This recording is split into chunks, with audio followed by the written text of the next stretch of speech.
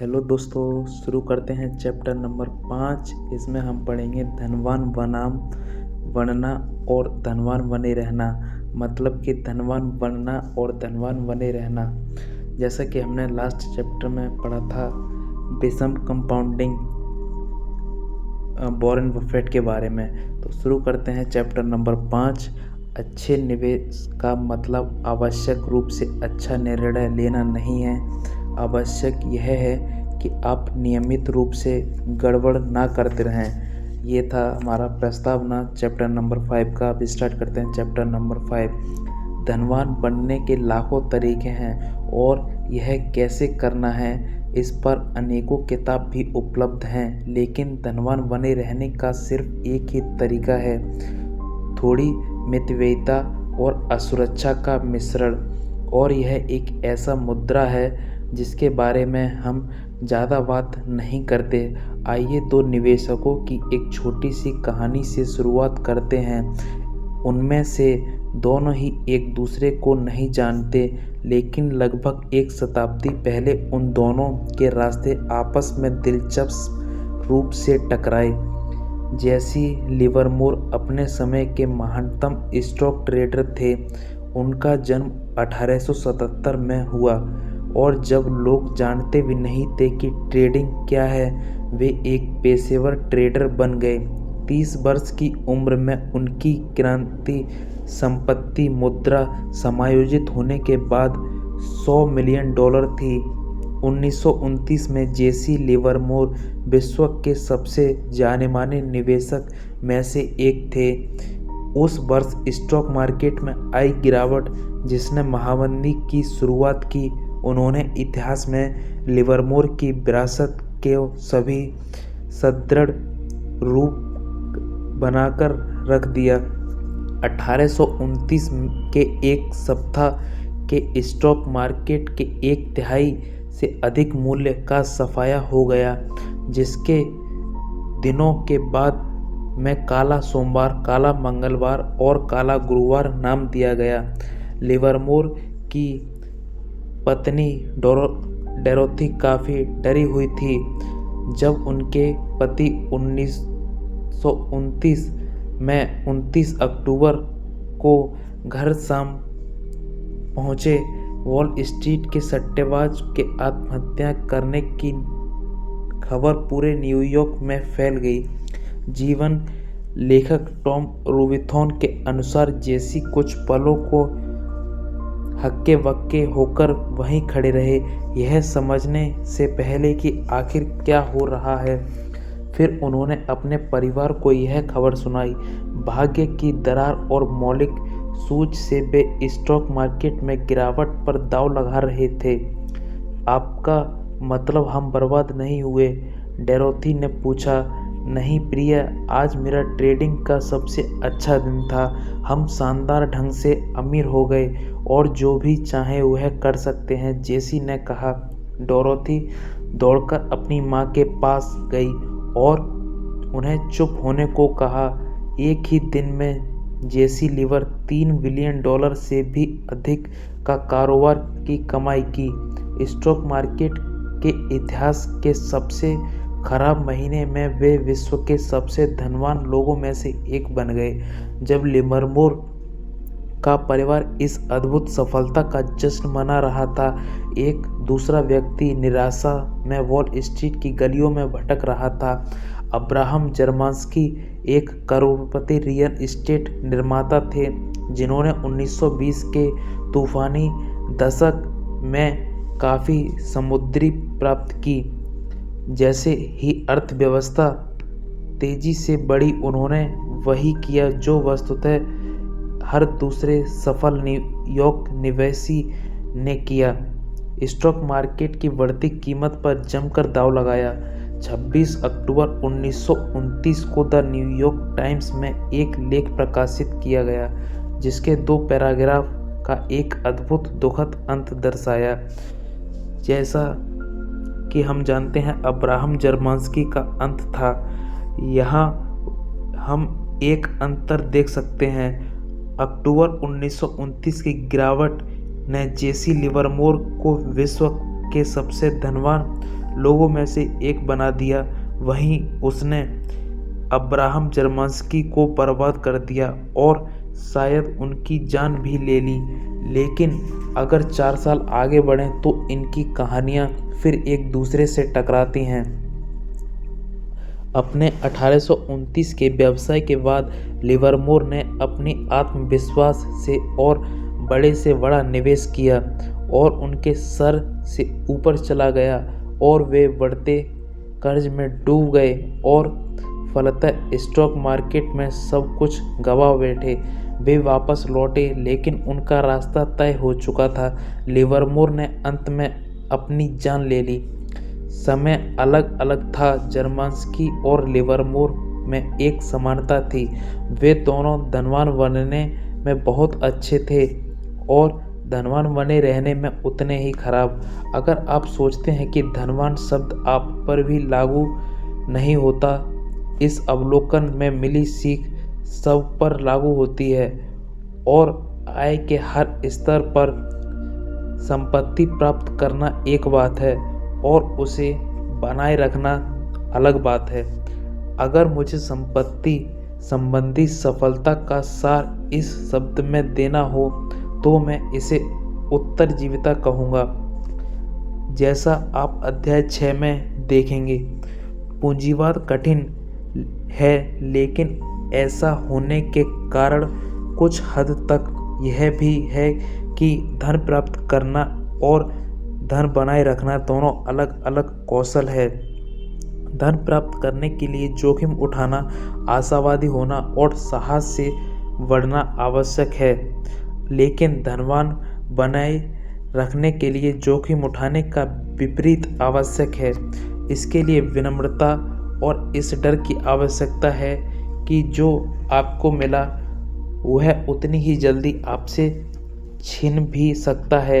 इसलिए मित्र और यह मानने की आवश्यकता है कि आपने जो भी कमाया है उसमें से कुछ भाग्य के कारण भी है। इसलिए अतीत से मिली सफलता और अनिश्चित काल को दोहराने पर निर्भर नहीं किया जा सकता। यहाँ पर भी उत्तरजीविता ना तो विकास, ना बुद्धि और ना ही अंतर्दृष्टि, लंबे समय तक जमे रहने की योग्यता, बिना मिटे और बिना हार मानने पर मजबूर होने की, यही सबसे अधिक मायने रखना पड़ता है। यह आपकी कार्यनीति की आधारशिलता होनी चाहिए, फिर बात चाहे निवेश की हो या फिर आपके करियर की या फिर आपके व्यवसाय की ही क्यों ना हो। उत्तरजीविता मानसिकता संपत्ति के मामले में इतनी आवश्यक क्यों है? इसके 2 कारण हैं। पहला प्रत्यक्ष है, कुछ लाभ इतने बड़े होते हैं कि उनके लिए मिट जाना भी योग्य है। और दूसरा, जैसा कि हमने अध्याय 4 में देखा, कंपाउंडिंग का प्रति अंत प्रज्ञात्मक गणित। कंपाउंडिंग तभी काम करती है यदि आप किसी संपत्ति को वर्षों तक विकसित होने के लिए छोड़ दें, जैसे कि किसी स्टॉक में इन्वेस्ट करना। लेकिन उस असाधारण विकास को प्राप्त करने और बनाए रखने के लिए उन सभी उतार चढ़ाव से गुजरकर बचे रहना आवश्यक है जिन्हें हर व्यक्ति अनिवार्य रूप से कभी ना कभी अनुभव करता ही है। वे ऋण के नीचे नहीं डूबे। उन्होंने अपने जीवन काल में उन 14 मंदियों के दौरान घबराकर नहीं बेचे। उन्होंने अपनी व्यावसायिक प्रतिष्ठा को दूषित नहीं किया। हम बात कर रहे हैं जाने माने वॉरेन बफेट की। उन्होंने खुद को किसी एक कार्यनीति, किसी एक नज़रिए या गुजरते प्रचलन से नहीं जोड़ा। वे दूसरे के धन पर कभी आश्रित नहीं हुए। उन्होंने खुद को अक्रियशील नहीं होने दिया और न ही हार मानी या सेवानिवृत्त हुए। वे टिके रहे। उत्तरजीविता ने उन्हें दीर्घायु प्रदान की और दीर्घायु 18 वर्ष से 89 वर्ष की आयु तक लगातार निवेश ने कंपाउंडिंग द्वारा अद्भुत परिणाम दिए। उनकी सफलता का वर्णन करते हुए यह एक पहलू सबसे अधिक मायने रखता है। आप यह दिखाने के लिए कि मैं क्या कहना चाह रहा हूँ। चार्ली वॉरेन और रिक धनवान होने के समान रूप से सफल थे, लेकिन वॉरेन और चार्ली के पास धनवान बने रहने का अतिरिक्त कौशल भी था और लंबे समय में यह कौशल सबसे अधिक मायने रखता है। उत्तरजीविता, मानसिकता और वास्तविक संसार पर लागू होने वाली 3 बातें। नंबर 1, पहली बात, बड़े प्रतिफल चाहने से अधिक मैं आर्थिक रूप से अटूट होना चाहता हूँ, और अगर मैं अटूट हूँ, मुझे लगता है कि मुझे बड़े प्रतिफल मिलेंगे क्योंकि मैं अधिक समय तक टिका रहूँगा, जिससे कंपाउंडिंग अपना कमाल दिखा सके। पॉइंट नंबर 2, योजना बनाना आवश्यक है, लेकिन योजना का सबसे महत्वपूर्ण भाग यह है तब के लिए योजना बनाई जाए जबकि कोई योजना काम ही ना कर रही हो। पॉइंट नंबर 3, एक संतुलित व्यक्तिगत जो भविष्य को लेकर आशावादी हो, लेकिन भविष्य में पहुंचने के लिए रास्ते में आने वाली अड़चनों को लेकर आशंकित अत्यावश्यक है। कल्पना कीजिए, यदि आप एक बच्चे के माता या पिता हैं और आप अपने जीवन के लिए अपने बच्चे के मस्तिष्क के अंदर देख पाएं और हर सुबह आप पाएंगे कि बच्चे के मस्तिष्क में अंतर्ग्रंथि समायोजन कम होते जा रहे हैं। आप घबरा जाएंगे, यह ठीक नहीं है, यहाँ तो क्षति और विनाश हो रहा है, हमें व्यवधान की आवश्यकता है, हमें डॉक्टर से मिलना होगा। लेकिन आप ऐसा नहीं करते। आप देख रहे हैं वह प्रगति का आम रास्ता है। अर्थव्यवस्था, मार्केट और करियर भी इसी प्रकार के पथ पर चलते हैं। लेकिन क्या आप जानते हैं कि इस अवधि में क्या हुआ, आखिर कहाँ से शुरू हुआ? तो हम शुरू करते हैं। 9 बड़े युद्ध लड़ते हुए 1.3 बिलियन अमेरिकी लोग मारे गए। कुल स्थापित की गई कंपनियों में से लगभग 99.9 कंपनियां बंद हो गईं। 4 यूएसए के राष्ट्रपतियों की हत्या कर दी गई। मात्र 1 वर्ष में लगभग 6,75,000 अमेरिकी फ्लू की बीमारी के द्वारा मारे गए। 30 अलग अलग प्राकृतिक आपदाओं में से एक प्रत्येक में कम से कम 400 अमेरिकी नागरिकों की मृत्यु हुई। 33 मंदियां कुल मिलाकर 48 वर्ष तक चलीं। उन मंदियों में से किसी एक का भी पूर्वानुमान करने वालों की संख्या शून्य रही। स्टॉक मार्केट में से किसी हाल ही की ऊंचाई से कम 102 बार 10% से अधिक की गिरावट आई। कम से कम 100 बार स्टॉक्स के मूल्यों में 1/3 की गिरावट आई। 20 अलग अलग वर्षों में वार्षिक मुद्रा 7% से पार हुई। गूगल के अनुसार आर्थिक निराशावाद ये शब्द कम से कम 29,000 बार समाचार पन्नों में छिपा। इन 170 वर्षों में हमारा जीवन स्तर लगभग 20 गुना बढ़ा। एक ऐसी मानसिकता जो असुरक्षित होने के साथ साथ आशावादी भी हो, उसे बनाए रखना कठिन है, क्योंकि चीज़ों का श्वेत और श्याम में देखना आसान है बजाय सूक्ष्मांतर को समझने के लिए। लेकिन दीर्घकालीन आशावाद का लाभ उठाने के लिए आपको लघुकाल में असुरक्षित अनुभव करना आवश्यक है। जेसी लिवरमोर ने यह कठिन रूप से जाना। उन्होंने अच्छे दिनों को बुरे दिनों का अंत समझा।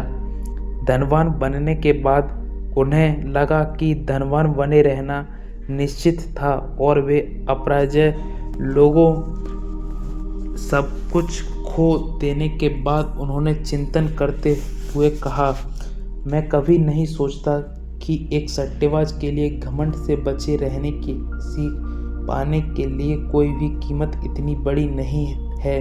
बहुत से उत्कृष्ट व्यक्तियों की बड़ी असफलताएं धीमी घमंड से जोड़ी जा सकती हैं। आगे हम एक पहलू देखेंगे यह समझने के लिए कि आपदा के बीच की प्रगति को समझना इतना कठिन क्यों हो सकता है।